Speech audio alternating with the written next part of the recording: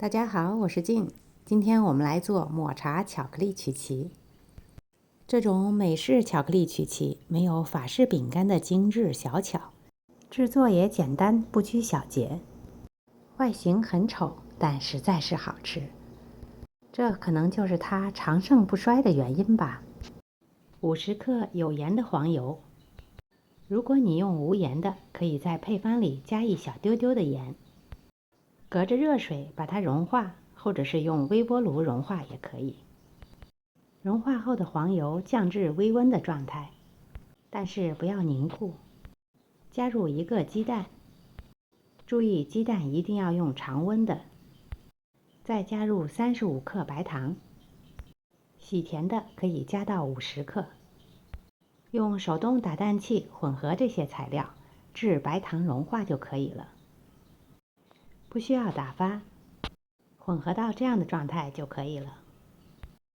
然后过筛干性材料，低筋面粉100克，2小勺抹茶粉大约10克，1/4小勺苏打粉1克。没有抹茶粉的也可以不加，相应的增加低筋面粉的量就可以了。混合所有的材料，变成一个比较稀软的面团。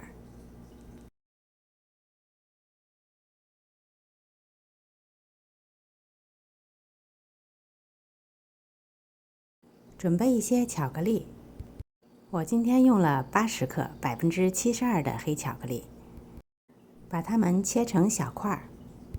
不喜欢黑巧的也可以用牛奶巧克力代替。切好后加入到面团中，再加入切碎的50克核桃仁儿，把这些材料和面团翻拌在一起。混合好的面团比较稀软粘手，可以加盖保鲜膜，冰箱冷冻20到30分钟。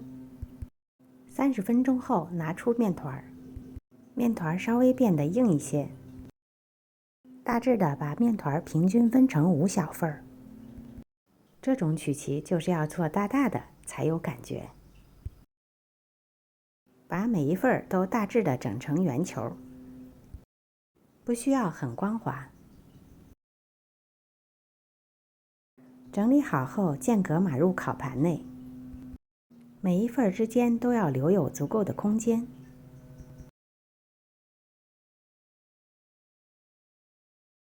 做好后送入预热好的烤箱，180度烤12分钟。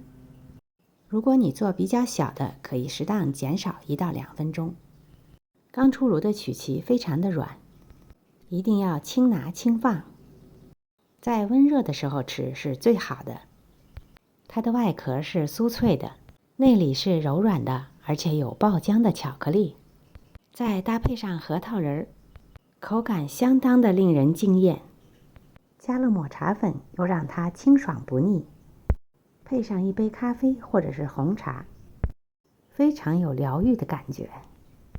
今天的视频就到这里了，谢谢您的收看。如果喜欢我的视频，别忘了点赞、分享和订阅我的频道哦。我是静，我们下次再见。